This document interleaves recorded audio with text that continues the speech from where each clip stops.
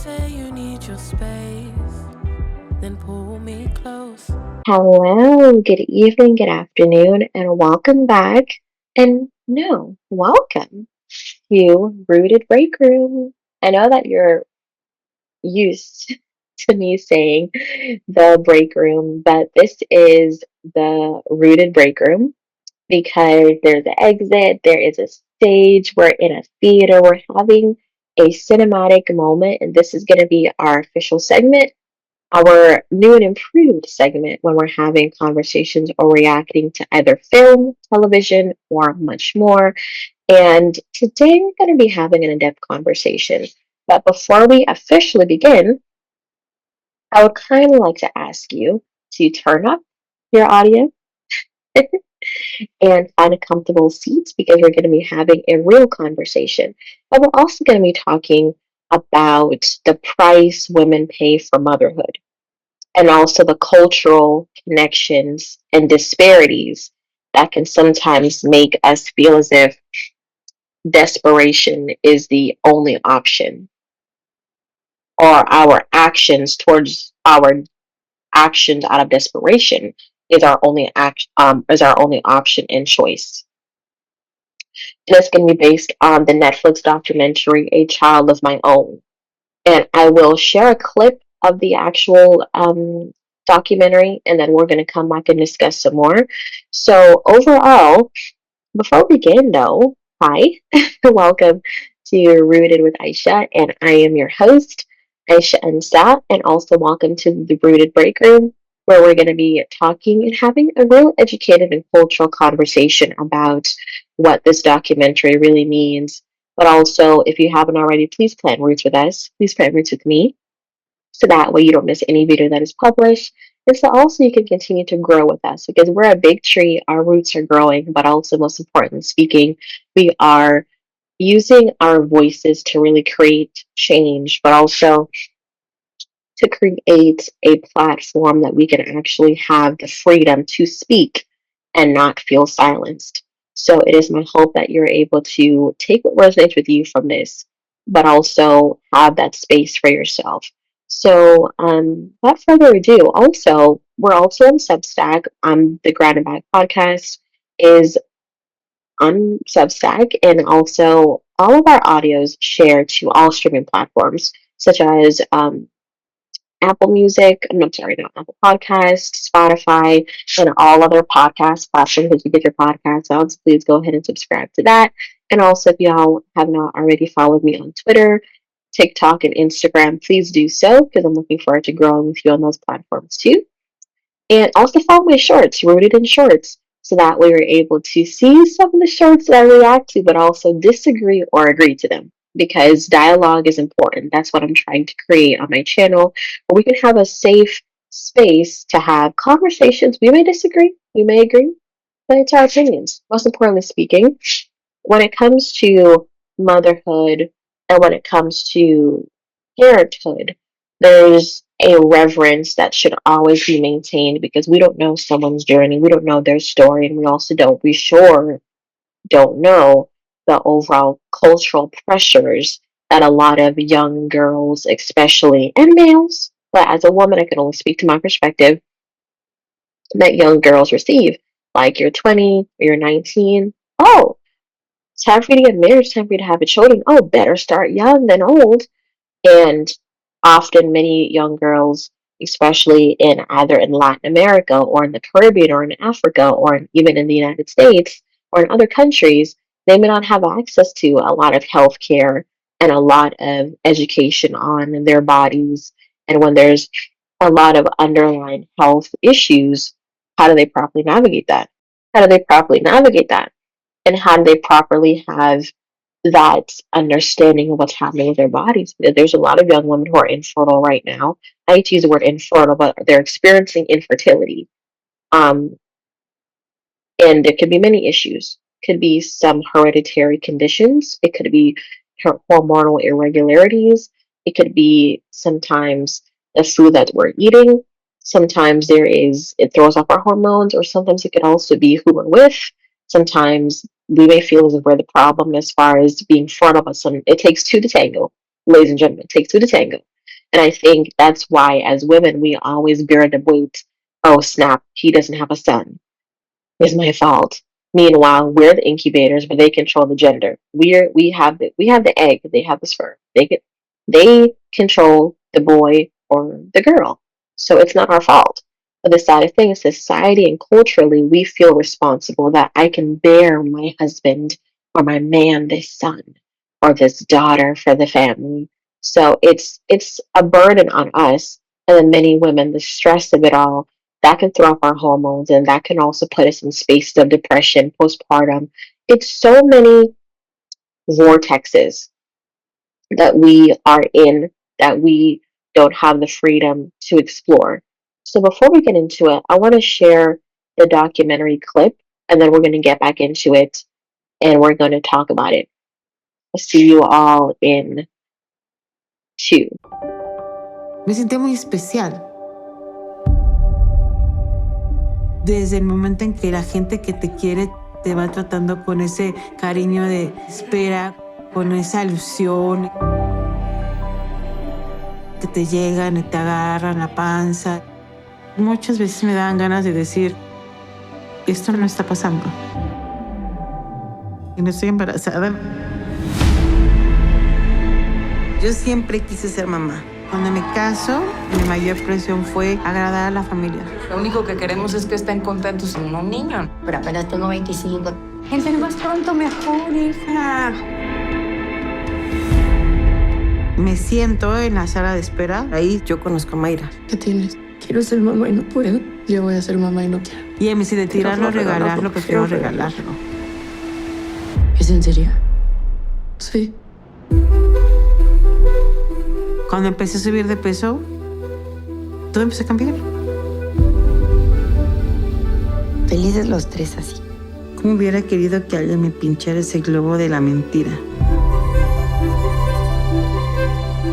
Es muy ilógica. Jamás hubo un trato. Esto era de no poderse creer y sin embargo así sucedió. El momento en el cual yo dije no quiero tener adopciones, a lo mejor en eso contribuí. ¿Qué hice mal? Infringir las leyes. Engañar. Lastimar. Y creo que mi deseo de ser mamá era para complacer a los demás.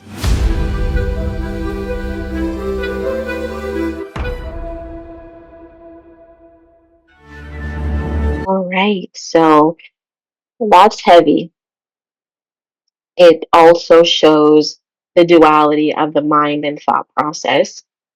And it also shows the societal pressures, and it also reminds us that there's always a hidden story.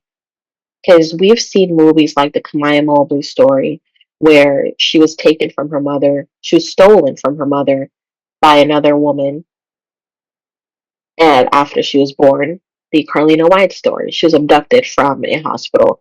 There's different stories that are probably existing, but we're just not told, and the public doesn't know about it. So it's unnerving at the same time to think about your child being abducted or taken from you because of what's happening to another woman and their experience. And although we empathize, it's still not right to take a child from a mother, even if she says you can take it. There's a process to go through a legal adoption, but then there's also the other questions. Sometimes your husband may not want to go through legal adoption. There's so much pressures that are placed, and even though we feel as if that's a solution, and we feel as though we're disappointing those around us, it can also make us feel as if we are worthless. And that's why I really wanted to highlight this movie on my platform, because there's so many women, so many young girls feel as if they're worthless, that they're not worth being a wife, being a mother to a child, or worth being a in a position where they can support others and be a change maker, or feel as if they're worthy of an education, or even worthy of teaching if that's what you want to do, or even worthy of seeing yourself as a doctor, even worthy of seeing yourself as anything outside of your life circumstance. And I'm here to tell you that I hear you and I resonate with you. I'm not going to sit here and pacify you and say, oh, girl, it's going to get better. You're going to be fine when I don't know your situation. I don't know your circumstance. I don't know your hurdles and your strongholds. Some women and girls are married off as child brides. And in many African regions and in many primitive regions and in different parts of the world, that's still practiced. Many children are uh, adultified and they're children. So it really speaks to a global question is, are we our own oppressors after we've been oppressed? Or do we feel as if desperation is the only spirit to operate out of for the sake of my mom did this to me, so now I need to do this to my child? And we're going to talk more about this, about abstinence, about how different cultures see abstinence only education. But we're also going to talk about how we are adultifying ourselves in a way that puts us in positions of sometimes we can be adultified by our parents. And unfortunately, some kids are. And I would honestly say that there's a lot of cultural norms because even I talked about this with my mother the other night and I asked her if she was ever made to feel as if she needed to have a child at a young age or have a husband or do X, Y, and Z. And she said that was not her experience, but that's what the culture was because I'm from the United States Virgin Islands originally. Um, and there's always the perspectives, and the Virgin Islands is a melting pot. And from the main island of St. Croix, that's where I was born, and it's a melting pot of different islands, different nationalities. And there's the perspective of I need to get mine for my family, or I need to, oh, they say, oh, get a girlfriend, or don't let your eggs die, or don't waste all your good years and just be single, like be booed up, and I need a grandchild.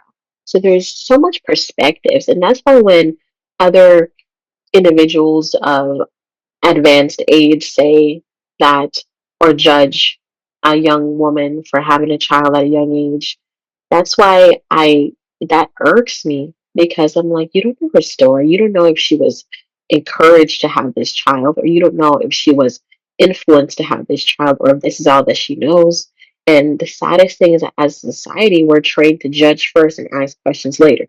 Same thing with racial profiling. We're trained to shoot first and then be like, oh snap, what did I just do? Or some of us never have that perspective, which is another conversation for another day. So this just reminds us, or this should remind us, of what we say holds weight, even if we feel as if it doesn't. What we believe matters, even if we think it doesn't. And what we do has an impact. Just because you feel as if this is the only option, it doesn't mean that there's not going to be a recourse.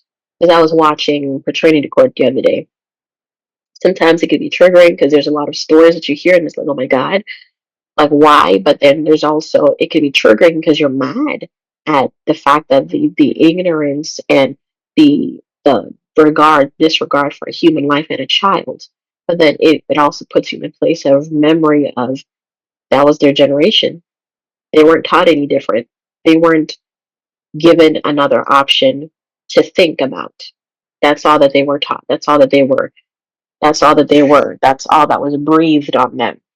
I was fortunate to have a mom that gave me an opportunity to decide that I want my education. I want to grow.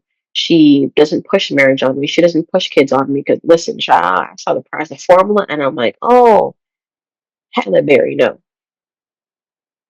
No. And for who is the question? Because I was raised by a single mom and I know what it's like firsthand as a child to see the struggle, but also see the perseverance, but also see the faith, but also see the co-parenting, and one parent is trying to give effort, the other parent is making it hard and difficult. So I'm very that having kids and marriage is way out of my rear view mirror, is way out because I feel as if I have a purpose and I have a lot that God wants me to do. But I will say all of this to say not every girl has that opportunity. So before we judge a girl for having a child at a young age, let's look at ourselves and ask ourselves, what's her story? What happened to her?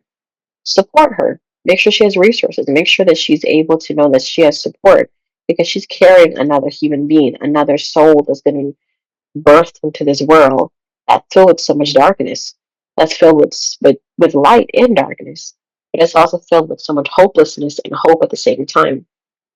So this documentary is more than just for us to watch as spectators. It's for us to really ask ourselves these questions.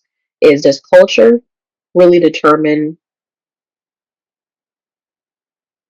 our decisions when it comes to child rearing, parenthood, when to get married, when to have kids? And also, is culture to blame, cultural norms to blame for a lot of the delinquencies that we're having in our world? So I'll leave you with that. But I hope that you all enjoyed this video, but also enjoy the in-depth conversation that we're going to be having more in this amphitheater or at home amphitheater. But also, I hope that you're able to really see that we're more than just our culture. We're also connected, both spiritually and mentally. And we also have a shared responsibility that if we fumble the bag, we can really create more hate and pain that we're so trying to stop and prevent, that we can essentially become the whole hate and pain of our own making that we're trying to avoid. But, and it is my hope that we're able to become a better society for in our communities. We can't expect the world to be better. The world is what the world is, but we have to be better in our communities as a society and grow together. That's the goal. Thank you all. And I'll see you all in another video. And I'm so grateful for your partnership. Bye, Naomi. Take care of yourself. Why you always halfway in? Why you always halfway in? Got me drowning when I know I could swim. If you love me, baby, say it with your chest. Yeah, tired of the maybes, I just want the yes. Don't play me like a song on spin. If you ride for me, then ride to the end. Don't wanna love this paper thin. So why you always halfway in? Halfway in.